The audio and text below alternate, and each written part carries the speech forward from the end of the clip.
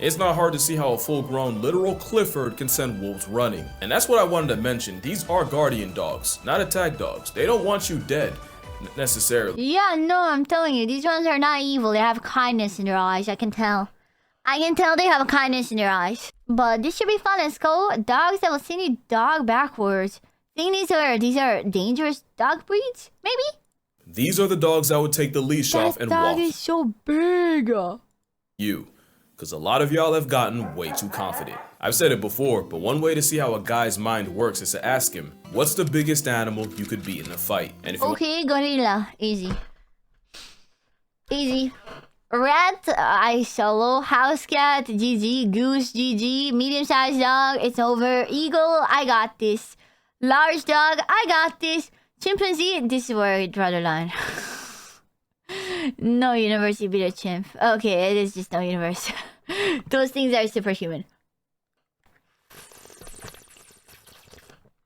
But I could be the gorilla.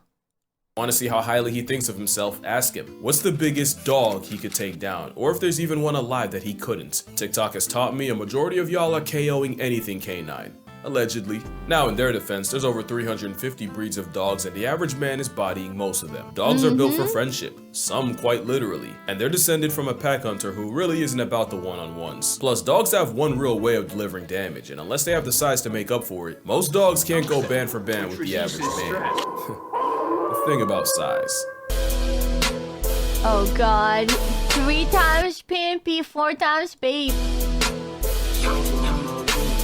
Some canines are big enough to take you off the registry. Once dogs hit that 140 to 150 pound range, they go from a loud inconvenience to something whose free will could potentially put you in a dirt motel. Bigger than that, and you got the kind of dog where every breath you take is by his blessing. Real quick, this isn't to demonize any breed or... They're so big, dude. They're so big. Inspire you to test your luck against your dog. And also, don't take this too seriously. I know Fantasy Fight Club loves hills to die on. But first we got the Kangal. The Kangal Shepherd is a Turkish Fido flex, bred as a livestock guardian. Mentioned! Ding ding ding ding ding ding ding. Ding ding ding ding ding ding ding. Ding ding.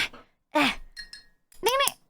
That's a horrible sound. Ding ding ding. Turkey mentioned. Oh, whatever. Moments has passed. Dog against jackals, wolves, and bears. Males on average get from 110 to 150 pounds, but ask around. Someone will tell you about their 180 pound attitude adjustment. An important distinction is that these aren't herding dogs. They're guarding dogs. The canine insurance policy pretty much are part of the herd, and any predators that flock around very quickly find out. Kangals will defend theirs in any situation, while the cellmate of Cerberus prefers you think this dog could body me, chat? Probably, right? If we're being for real, then yeah, probably. They'll catch a clean body if it gets there. The catch is, since Kangals are built to defend the defenseless, they're unironically really good with children. But with a temper more trigger happy than the state of Texas, nothing steps to a member of a Kangal's herd without getting read in an obituary. Apparently, some Kangals have snapped at their owners for getting too close to their own sheep. With Kangals having the strongest bite of any dog at an alleged 743 pounds per square inch, a snap from a helicoptering horsehound hits much different. They're so protective, they even protect some of the predators they were hired against. In Namibia, ranchers and cheetahs share an area code, and in a world where a dead cow can set your entire family back, that's crazy that guy just chased that cheetah off. Cheetahs become chalk outlines in the name of asset protection. But having Kangals and Anatolians on site, which as far as I understand are Americanized Kangals, the cheetahs get run off by canine conflict resolution before the ranchers have to reach for a permanent solution. The Kangal option actually reduced cheetah trappings and killings by 80%, and in some places they're providing the same deterrent service to wolves. So all in all, they're still a good dog. Just not for everyone. And not just because they need space, experience, and most importantly, a purpose. They need discipline, because gentle parenting means Turkish Tank rips your arm out of the socket the first time he sees a squirrel. This fluffy boulder would send you back to the mountains they spawned from. Forged in the mountains of Caucasus, the Caucasian Shepherd is also called the Russian Bear Dog. Even though they're not Russian, and you're liable. I'm sorry, but if they're scary, then why are they good boys, man? Why are they good boys if they're scary? For a lecture if you call them that in front of the wrong person. They also weren't bred to hunt bears. Look at that guy. Look at that guy. Look at that dude. Like, that's not a scary dude. Are also livestock life insurance. It's just that calorie blocking a bear might just come with a job description. The blow-dry Tasmanian devil comes in two forms, the longer coated mountain type and the shorter coated steppe version. The mountain brand are the big boys and usually the ones that can get to over 200 pounds. Dude, that's a bear. That's a bear. And I promise you, you are not choking out a Wolverine on creatine with war experience. The dog, also called the ovcharka, was used in World War II as Soviet Union guards that would gatekeep Soviet gulags. So they might not send you there, but they'll keep you in its custody. So even though they didn't originate in Russia, before the Soviet Union developed an atomic bomb, they mobilized a furry nuke in the form of Fido. Also, a good amount would patrol the Berlin Wall, and after the wall came down and the dogs were adopted out, many of the veterans would suddenly remember their orders whenever near the past tense wall, and would robotically walk in obedience to a wall that wasn't there. So yeah, folks messed around and created an absolute unit of a sleeper agent, and it isn't until you have about 200 pounds of dog resisting your will that you realize what the amounts of Caucasus were cooking. There's a reason this domesticated bear is used in Russian prisons. Imagine packs of ovcharkas roaming the city of Berlin at the expense of anyone unlucky enough to run into them. Well, you don't need imagination. For one of the dogs next, it's a reality. This is honestly the first place my mind went after hearing about. Dude, oh god, the dogs with his face do look evil. Okay, he has the pit bull face. It does look a bit evil. I'm sorry. The other one was cute. This one's kind of evil looking.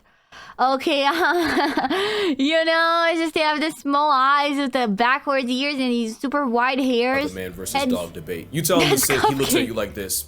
What is your next move? Daikujo decides to climb on your couch where he knows he's not allowed. What is your vehicle of retribution? I pray it's not a rolled up newspaper. He's gonna make you a small section of the next one. Latin is like a linguistic black light that tells the full story of a word, and when you shine it on Cane Corso, canis is dog, and Corso or cohors refers to guard, specifically a military guard dog. Corsos, or actually Corsai, are kind of the guard dog, and they're descended from ancient Roman war dogs known as Canis pugnax. For Corsai, the Italian... So they're not actual abominations of human breeding. They were like that back then too. Mastiff would attack enemy lines in battle with buckets of flaming, scalding hot oil strapped to their backs. Fun fact, in my culture, Gani is the name of a spice you put on dishes, and to me it's all good, but to someone who's never had it before or doesn't know how to handle it, it can be an overseasoned assault on the senses. Same story with the uber black of dogs. Handle them wrong and they're a one-way trip straight to Valhalla. And with many over 120 pounds, I do believe every conscious breath you take is with their... Dude, that's crazy, dude. Oh, that dog would kill me. He's so cute. No, I don't think these ones are cute. I don't like these ones. No, these ones are not cute to me. Consent. Again, they're guard dogs that protect their pack, and within it, they're docile family That's dogs a that you can beast. trust with the kids. But the same dog that can tear a wild boar in half like a phone book would absolutely turn you into coffin fodder in a fight. This Presa might be the Canario. most underrated dog out here. First time I saw one, I genuinely thought it was a customized... Yeah, it's another cute looking one. You know, the cute looking ones don't scare me as much. These are where the look of Cerberus came from. Oh, wait, that makes sense. Cane. And while they look similar, at up to and often over 140 pounds, the Presa Canario somehow tankier than the canine Italian stallion. Don't get it twisted, the Spanish... Dog too big. Dog too big. Mastiff off the Canary Islands is 404ing most men. They just might have been brought over by Spanish conquistadors, and they were admired for their intelligence, toughness, and like a fitted sheet they won't fold. But they were also bred specifically to exterminate wild or stray dogs. And that's something I'm gonna touch on later, because LGDs like ovcharkas, they're not meant to murk predators, just discourage them. They bred the Presa Canario to erase other dogs. That's basically a canine assassin. The hired gun was also a reoccurring character in dogfighting rings, even after it was criminalized. Because of this, the pride of the Canary Islands almost went extinct in the 60s. Luckily, a breed society, Club Español de Presa Canario, was formed, and they came up with a breed standard. The standard was approved in '89, and the Presa Canario was recognized as the official dog of the Canary Islands. The goal was to help the Presa make a comeback, and today they're still going strong. They have a lifespan that can last over a decade, despite all the nerfs that come with being a big dog. Which means we're talking about the dog that has fought its own kind, its own biology, and literal extinction. Not the type I want to start problems. That's a jaguar. That's a jaguar dog. That's a dog war. Look at that tail. Look at that tail, bro. That's a man. With. Now let the record show that the muscle of canary is the equivalent of a canine wet wipe around family, but any burglar is getting blacklisted from the census. Once upon a time, a zoo in China caught heat for trying to pass off a dog as an African lion. Oh, it didn't last long and they were for sure wrong, but when you squint at a Tibetan mastiff, you see their inspiration. This wolfy mammoth is one of the oldest dog breeds alive, and they were used to protect Buddhist monasteries and Nah, this one can't be evil. This one cannot. That one's not done anything Tibetan wrong. monks from apex threats like wolves, bears, and snow leopards. Traditionally, the hound of the Himalayas would sleep all day and patrol the villages at night, so if you take in a Tibetan mastiff, you may find their habits nocturnal. They're built different. I'm talking genetically sequenced abnormally. Back in the day, Tibetan mastiffs were bred with Tibetan wolves because the dogs have a special protein that helps red blood cells carry oxygen 50% more efficiently. This mutation does not appear in other dogs, but you do see it in the Tibetan subspecies of gray wolf, which is why the sentient hair salon pile can survive Why do I have so much hair? Why are they so fluffy? at such a high altitude. It's not hard to see how a full-grown literal Clifford can send wolves running. And that's what I wanted to mention. These are guardian dogs, not attack dogs. They don't want you dead, necessarily. Yeah, no, I'm telling you, these ones are not evil. They have kindness in their eyes, I can tell. I can tell they have a kindness in their eyes. Just gone. They're not out here looking for smoke, and if you have one, you'll find that the most dangerous thing about them is the constant slobbering can be a slip hazard. But there's a catch. The Tibetan Mastiff wasn't just insurance, they were a status symbol, especially in China. One named Big Splash sold for $1.5 million, so they can ruin you physically and financially. The problem is, like all fads, the TM hype faded fast, and the outcome was more abandoned Mastiffs than anyone knew what to do with.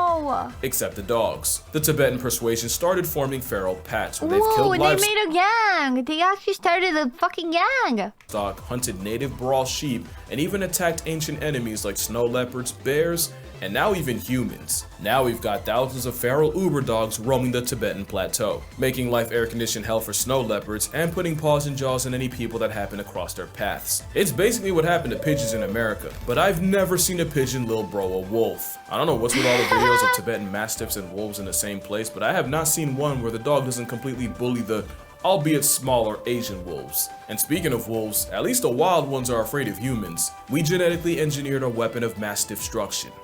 And it's completely our fault. Mastiffs in general are a canine flex. They'll have you mad stiff. As in rigor mortis, the bull mastiff looks like a sweetheart that could genuinely bench press your family. The Neapolitan mastiff was literally built on honey badger principles. Loose skin so that even when clamped, they can always turn around and face their problems. But it also makes them look like a victim. Is there any logic on why they have so much face? Like, is there like a reason for it? Like, that's too much face. Why do they have so much face, man? Is it just like a breeding thing that we did, or is it just a dog thing that they already did?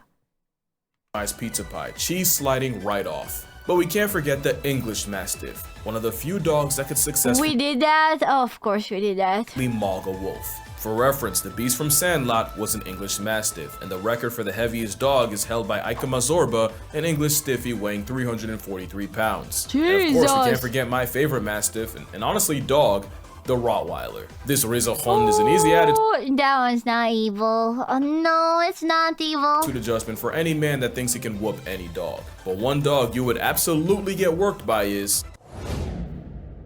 The Boerboel is a massive 200-pound vibe check of a pet. They were bred as a South African farm dog to protect the home against threats like leopards and even baboons. Ironically, it's the baboons I'm impressed by. You see, there's a lot of stories about this farmer dog, aura, as the kids say. There's one story of a Boerboel life-depriving 4 leopards in a row before losing to a 5th. Another story goes like this. The king of Albania gifted Alexander the Great a massive Boerboel. That's crazy.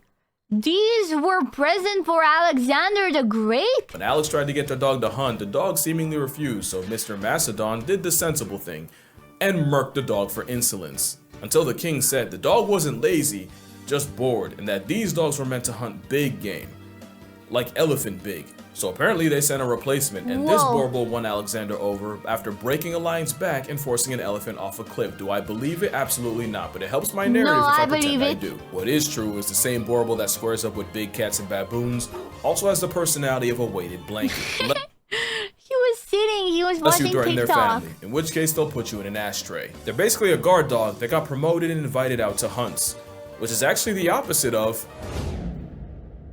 Rhodesian Ridgeback. This one's also nice. They're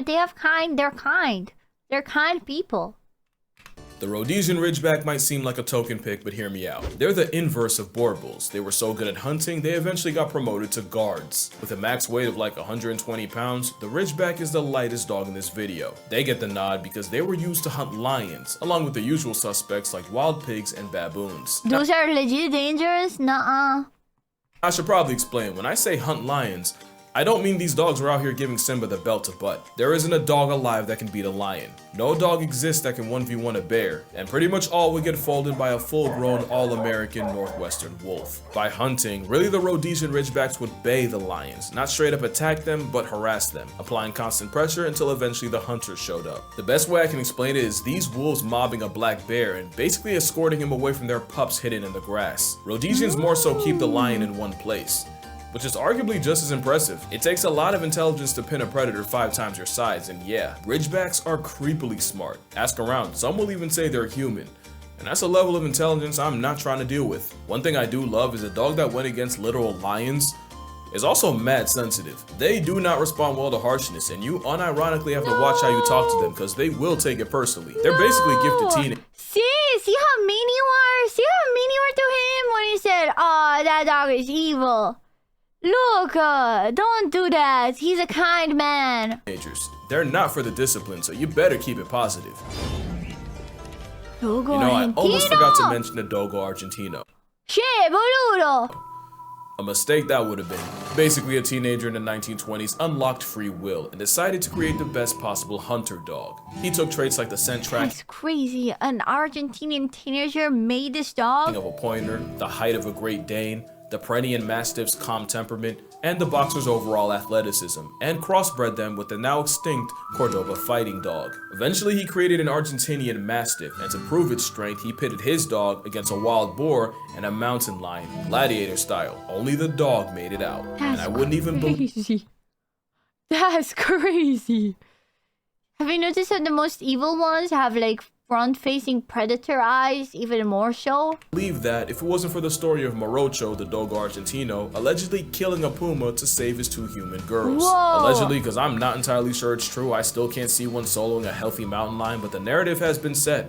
So W Morocho. They might not be the biggest, but it's an explosive cannonball of a canine athlete that could overwhelm a grown man on the right day. They're tough enough to endure hours of trekking through rough terrain and still have enough juice to wrestle an animal 3 times its size. But if I ever saw this in an alley, my soul would auto-connect to the Wi-Fi in the sky. Now that's real Bluetooth. By now, you probably recognize the pattern. If a dog was bred as a livestock guardian in the mountains, it's likely the last dog you ever want issues with. And that is everything the Central Asian Shepherd dog is. The CAS, or Alibi, is another LGD spawning from Central Asia, and one of the few dogs that could honestly be confused with a polar bear. That's a And while polar. most That's what I was gonna say. It's a polar bear. of the dogs here are a matter of speculation and my personal bias, with the symbol of canine country strength often weighing over 200 pounds, a full-grown specimen motivated by malicious intent would dismantle an able-bodied man. And as one of the oldest dogs, humans didn't really do that much to breed them. They were honestly bred more by the harsh environment than anything. Just an overall unit of Whoa, as always, the OG nature work is always more OP than whatever we do. everything a dog can be, and likely the biggest dog most He's too big.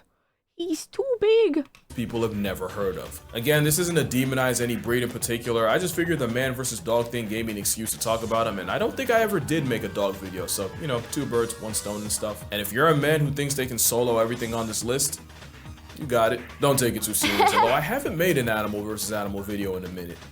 Now there's an idea. Reminder that I have a book rating animals by how likely they are to murk you, and dogs are on there. Their rating might just surprise you, but that's gonna do it. Drink water, hug your mother. Always research the breed before you end up with a bear in your backseat. Acknowledge my shirt, please, and I'ma see y'all in the next one. Yo, dude, what the dog doing? Literally, what is the dog doing? PP versus Grizzly. Oh, I win solo. Easy, so solo, easy. Yeah, no diff. No diff.